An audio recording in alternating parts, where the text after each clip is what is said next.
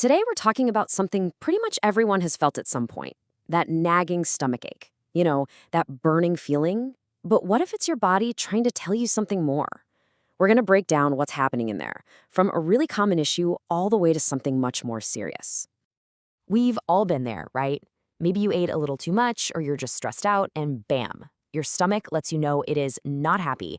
But when does that everyday complaint turn into a signal that we really, really need to pay attention to? Okay, let's dive into it. All right, so our first stop on this journey is gastritis. It's a super common reason for that discomfort, and it's basically your stomach's lining sending out a big SOS. So what exactly is gastritis? Well, to put it simply, it's when that protective layer inside your stomach gets all red, swollen, and irritated. Sometimes it can even start to wear away. Honestly, that analogy of an internal rash is perfect. It's your stomach wall getting aggravated and, well, fighting back. And just like a rash, it can show up suddenly or stick around for the long haul.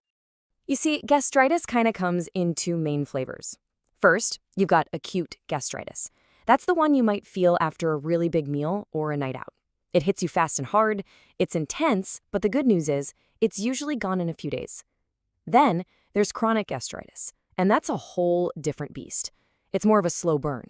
It creeps up on you with symptoms like a dull, constant ache or that weird feeling of nausea in the morning, which tells you there's a more persistent problem going on.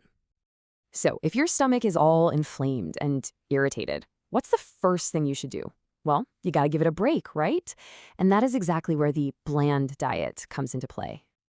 Now, I know what you're thinking. The term bland diet sounds, well, boring, but its purpose is actually pretty brilliant. It's a special diet designed to be super gentle, to help cut down on stomach acid and just let that inflamed lining finally heal. And this isn't about starving yourself, not at all. It's about making smart choices with foods that soothe your stomach instead of provoking it. This whole diet is built on 4 really simple principles. First, non-irritating. You want to avoid foods that make your stomach produce a bunch of extra acid. Second, low fiber. This just means limiting rough stuff like fruit skins or big seeds that can kind of scrape that sensitive stomach lining. Third, it's got to be easily digestible. So think steaming and boiling, not frying. And finally, and this part is absolutely crucial, it has to be nutritionally complete. This is all about healing, not about depriving your body of what it needs. So what does this actually look like on your plate? Well, you'd be choosing really soothing foods, like steamed veggies, boiled or stewed lean meats, things that are simple and gentle. And on the flip side, you'd be avoiding all the usual suspects. Anything spicy, coffee, strong alcohol, and definitely anything fried or super fatty. It's really just a common sense way to give your stomach a much-needed vacation.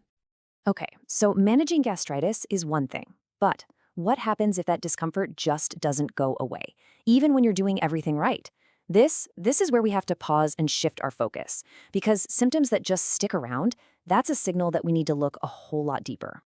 Now, we need to talk about stomach cancer, and I want to be crystal clear about something. The most important phrase here is early stage, because when we talk about catching this early, we are talking about a completely different, much more hopeful outcome. So, what does early stage really mean? You might think it has to do with the size of the tumor, but it's not about that. It has everything to do with its depth. It means the cancer is still contained in the first 2 thin layers of the stomach wall and hasn't broken through to the deeper muscle or, even worse, spread to other parts of the body. That distinction is everything. And why is that distinction so incredibly important? Because of this number right here. 95%. That's the 5-year survival rate for stomach cancer when, and only when, it is caught at this very early stage. It literally transforms a diagnosis that can be devastating into a condition that is highly, highly treatable. That's a game changer. This is precisely why those persistent symptoms cannot be brushed off. Just listen to the startling fact from the source material. Nearly 1 in 10 cases that look and feel like a simple gastric ulcer are actually an early-stage cancer in disguise. Think about that. This is why getting a proper diagnosis with a scope and a biopsy is so critical for any ulcer that just won't heal. So, all of this brings us to the most important question, right? If the early symptoms can be so vague or even act like other conditions, who needs to be the most vigilant? Who are the people in the high-risk groups? Well, the primary risk factors kind of fall into a few different buckets.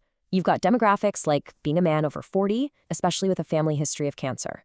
Then there are specific medical conditions, like those stubborn stomach ulcers we mentioned, or a history of stomach surgery. And this is a big one. Lifestyle plays a huge role. Diets that are really high in salted, pickled, and smoked foods are a well-known risk factor. So, what's the big takeaway here? What do you do with all this? It's really a clear 4-step path forward. Step 1, acknowledge. Just stop dismissing those stomach symptoms that won't go away. Step 2, understand. Get to know your personal risk factors, your family history, your diet. Step 3, talk to a doctor. Have an honest conversation about your concerns. And step 4, screen. If you're over 40 or you're in one of those high-risk groups, you should seriously consider regular screening. A gastroscopy is the single best tool we have to catch this early. You know, when it all comes down to it, it's really about this. Our bodies give us signals all the time. Aches, pains, indigestion. These aren't just little annoyances. They're information. They're data. And the only real question is, are we going to listen to that data and take control of our health, or are we going to ignore it? Thanks for tuning in.